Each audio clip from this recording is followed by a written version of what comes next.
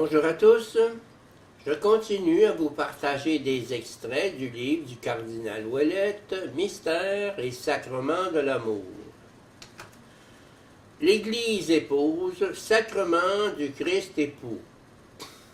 La symbolique nuptiale de l'Église dans le Nouveau Testament.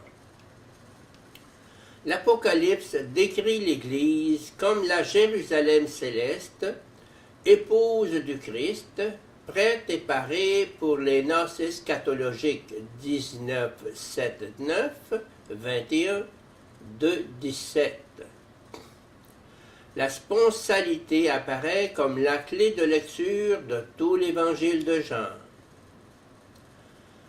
La participation de l'Église épouse à la fécondité de l'Alliance. En Marie, prototype de l'Église, l'humanité a déjà assumé le visage de l'épouse, cette épouse que le Père s'est préparée, que le Christ s'est uni à lui indissolublement pour l'éternité, que l'Esprit a comblé de ses dons. L'ébauche sponsale d'Adam et Ève s'accomplit dans l'union du Christ avec l'Église, à travers le sein de Marie, et l'existence nouvelle des fils de Dieu prend corps dans cette union entre le divin et l'humain. L'Église, fruit de la rédemption, est l'épouse jaillie du côté du Christ, qui devient elle-même féconde par son union sponsale au don eucharistique de l'époux.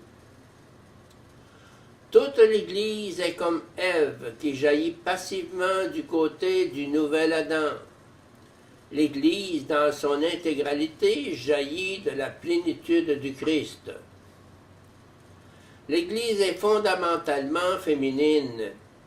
Elle est celle qui engendre, qui porte en elle ce qu'elle a reçu de lui en dépôt, comme fécondité du Christ. Il est celui qui a donné à l'Église épouse la semence, qui lui est propre, qui n'appartient pas à l'Église.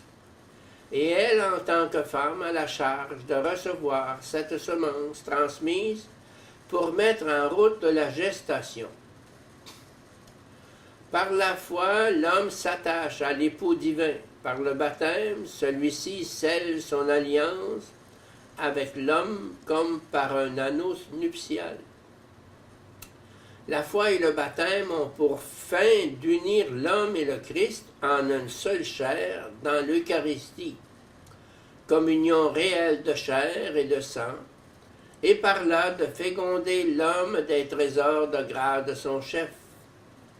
Par son entrée dans l'Église, l'âme devient la véritable épouse du Fils de Dieu. Si l'Église est dans tous ses membres le corps et l'épouse du Christ, la force de son chef et l'esprit de son époux régneront merveilleusement en elle. La sacramentalité fécondité de l'Église, telle qu'elle se manifeste avant tout dans le baptême et dans l'Eucharistie, plonge ses racines dans son identité féminine. Cependant, rappelons-le, elle ne précède pas le don de l'époux. Au contraire, mais elle est établie et fécondée sacramentellement par la semence de l'époux, c'est-à-dire par l'Esprit Saint et par son corps eucharistique. L'Église épouse et mère jaillit toujours de cette présence vive qui met en acte le mystère nuptial.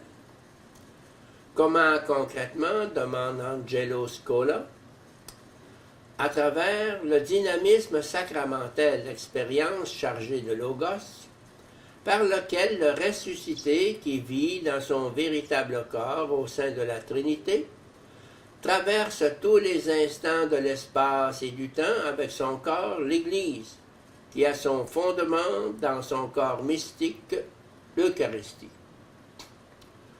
L'unité duelle des deux natures dans l'unique personne du Christ apparaît ainsi comme la source dont jaillit concrètement l'unité duelle du Christ époux et de l'Église épouse. Sacerdoce commun, féminin et sacerdoce ministériel masculin. Il ne faut pas oublier que le sacerdoce est avant tout le sacerdoce commun, qui est également celui de Marie, sacerdoce participé, dérivé, accessible à tous, hommes et femmes, le sacerdoce baptismal. Alors que le Christ est le sacrement premier originaire, l'Église est le sacrement universel, dérivé en tant que son corps et son épouse.